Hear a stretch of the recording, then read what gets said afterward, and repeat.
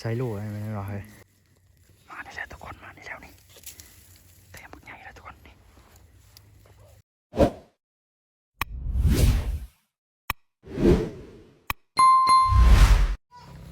กลับทักทายสบายดีทุกคนเนาะวันนี้ที่เฮาสีไปสั่นโตทุกคนเลยสั่นโตหนุพุกไปร้านหนูนี่ทีมงานเอาไปวันนี้ก็มีอยู่4 คนทุกคนแล้วก็มีต่อคู่คนเลยนะนา4 โรงไปรุ่นน้ำกันทุกคนว่าสีได้หรือบ่ได้เนาะนี่มีคนนึงนี่นี่คนนึงนี่โอ้อันนี้เรียกมืออาชีพมันใช้โล นี่คือของคอยเนาะนี่ต่อได้กินมาโอ้ยหลายแล้วได้นี่นี่เป็น100แล้วไปจักนะนี่ไปรุ่นน้ำกันทุกคนเลยไปไม้ไหมสีได้หรือบ่ได้เนาะไปทีมงานเอาไปเดินทางตอนนี้พวกคอยกับมาหอดท้องหน้าแล้วทุกคนใกล้ชิงหอดบนสันโตเลยใกล้ชิงหอดบนหมายเลยเดี๋ยวนี้ว่าสีได้หรือบ่ได้มันนี้มาไกลเลยทุกคนเลยมาท้องหน้าซิ่งหมายใหม่ทุกคนเลยเพราะว่าอยู่แถวใกล้บ้านน่ะมันคนสลันดุก็ละอันก็ได้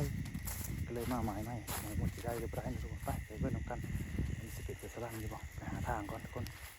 โอ้ยสังเกตมันเห็นแล้วทุกคนเป็นทางนี่คือนะหูมันนะทุกคนเดี๋ยวค่อยลองสลันมันเดี๋ยวนี้ก่อน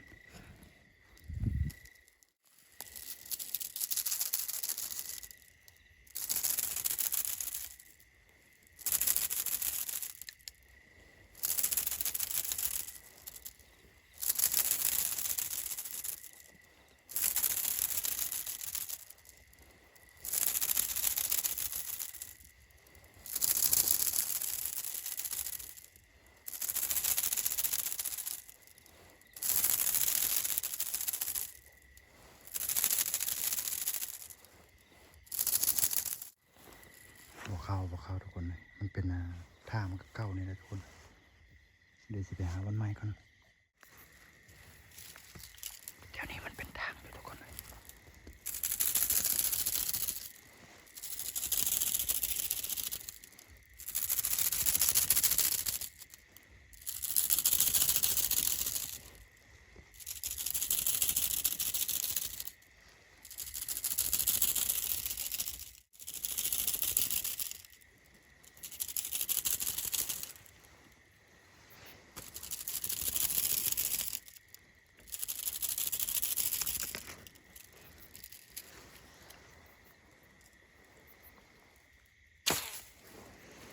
ได้แล้วทุกคนได้แล้ว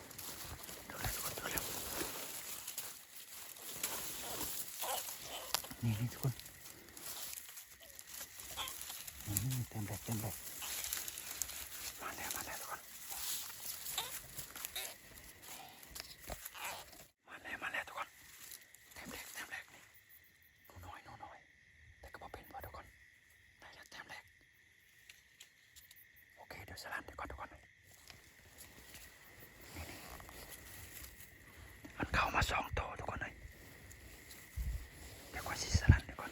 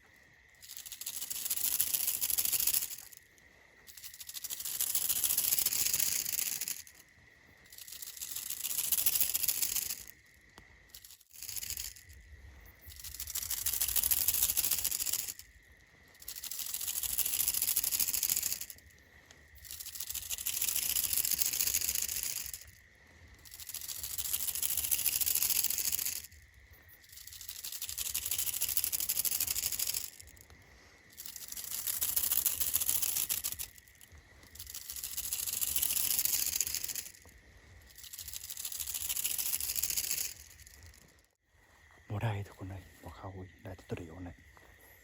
ตอนนี้ทีมงานเขาก็แยกย้ายกันไปคนละบอนทุกคนเลยเดี๋ยวย้ายกันไป บอกเข้าทุกคนเลยเข้าตัวเดียวเลยเดี๋ยวสิไปหาบอลมาอีกทุกคนเลย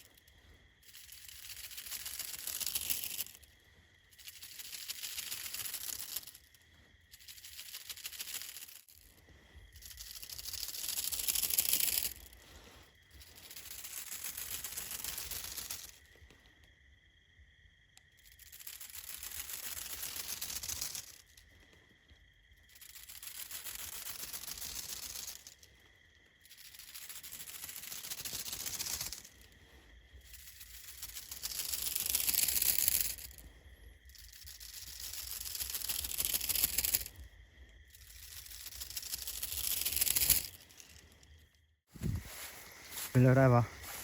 โอ้มันมีเฮา ไม่เอาแม็กตัวอยู่ ไม่มาได้พวก เลือกกันนึงกันตัวน้อยเข้าได้ปะ ไม่ได้ทางหูเลย เลือกได้ปะแม็กตัวเลย ไม่ได้ตัวเลย ทิศได้ปะทิศไม่ได้แล้วเพื่อกันไม่ได้ผมไปลงมันไหมพูเลาะลงไปพุ่นนะเป็นอะไรทิศไม่ได้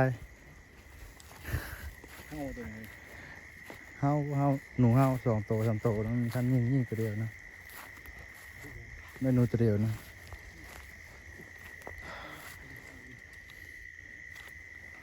บอกไว้บลุ่มไม่ได้หนูตัวนี้ ไม่ได้หนูเลยโอ้โหดิอ๋อที่ไงเป็นน้องน้องใส่ลูกอะไรไหมเราให้ใส่ลูกแล้วนี่โ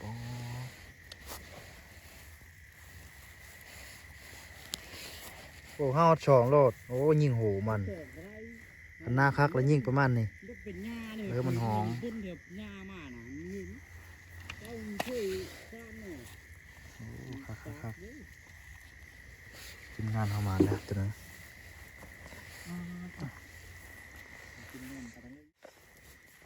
หมายไม่ทุกคนเลยย้ายก่อน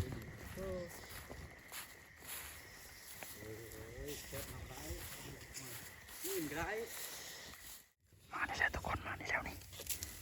เต็มหมดใหญ่แล้วทุกคนนี่มานี่แล้วมันเข้ามา3 ตัวทุกคนมีแต่ตัวใหญ่ๆทั้งหมดเลยนี่เดี๋ยวก็ชิดต่ออีกก่อนทุกคนเลยสุดยอดทุกคนสุดยอดเดี๋ยวก็ชิดต่ออีกก่อนทุกคน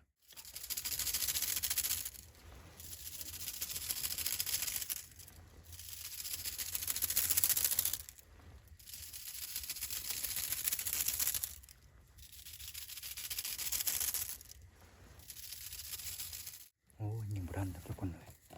เข้ามา3 ตัวมันเข้ามาพร้อมกันยิงบุรันทำต่อยแล้วพอเข้าอีกเลยทุกคนเลยเข้ามาแล้วมันออกไปแล้วต่อยแล้วพอเข้าอีกเลยโอ้เสียดายทุกคนเลยมีแต่หนูน้อยใหญ่ซ้ำมาสายค่อยได้กินนี้เลยเสียดายแล้วนะย้ายไม้ไหมทุกคนไปวันไหมมันนองทุกคนนองมันนองอยู่ป่าหญ้าคาเนี่ยทุกคน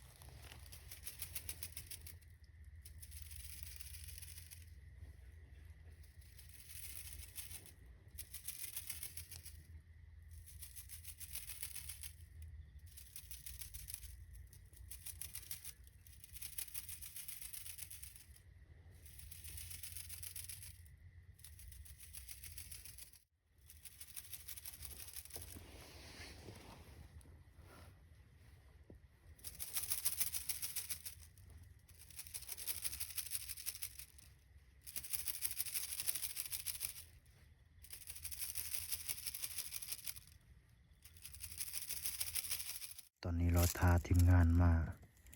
ต่อทุกคนมาสั้นคือต่อตอนนี้ต่อทีมงานใหม่เนาะอันนะทีมงานเฮ็ดใหม่มันบ่เข้าทุกคนค่อยเอามาต่อมาสั้นเบิ่งนะตัวของค่อยนะค่อยให้เขาสั้นจังได๋บ่เข้าแล้วค่อยเอามาสั้นลองเบิ่งก็โอ้มันบ่เข้าอีหลีทุกคนหนูฮ้องแซ่ๆยังบ่เข้าให้ทีมงานมาสั้นเบิ่งก่อนหนูหลายทุกคนเลยแต่มันบ่เข้าเดี๋ยวตอบทีมงานตัวค่อยให้เขาน้ำมันสั้นเบิ่งมันสิเข้าบ่มันแข็งมันบ่เข้า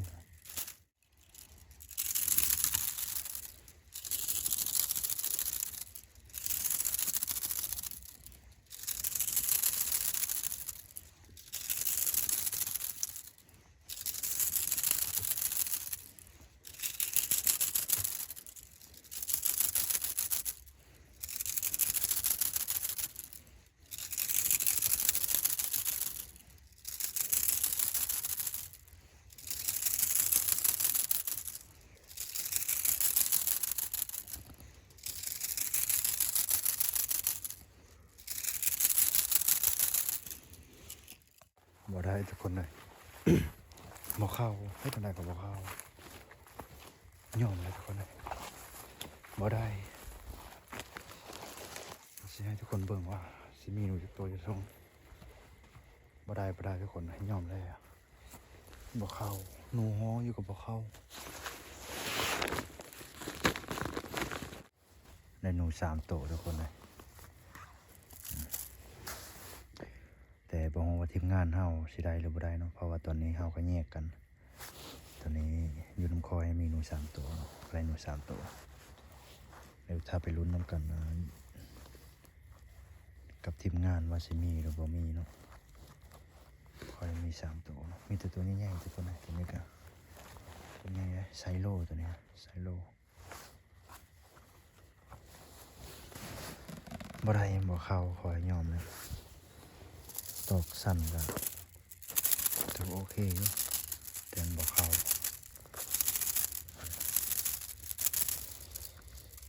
เดี๋ยวไปถามทีมงานว่าสิมีหรือบ่มีแล้วก็เนาะถ้าบ่มีก็สิพากันมื้อแล้วเพราะว่าตอนนี้ก็มันดึกแล้วได้บ่ ฮะ ได้บ่ ได้เหรอ หนูอะ โอ้โหดูชิโด ไม่ได้เลยนี่ก็ไม่ได้ซะบ่ได้ทุกคนโอ้4คนในหนู3ตัวหนูบ่เข้าจักเป็นอะไรสำหรับคลิปนี้ก็จบเพียงเท่านี้ก็ทุกคนเลยกินประมาณแล้ว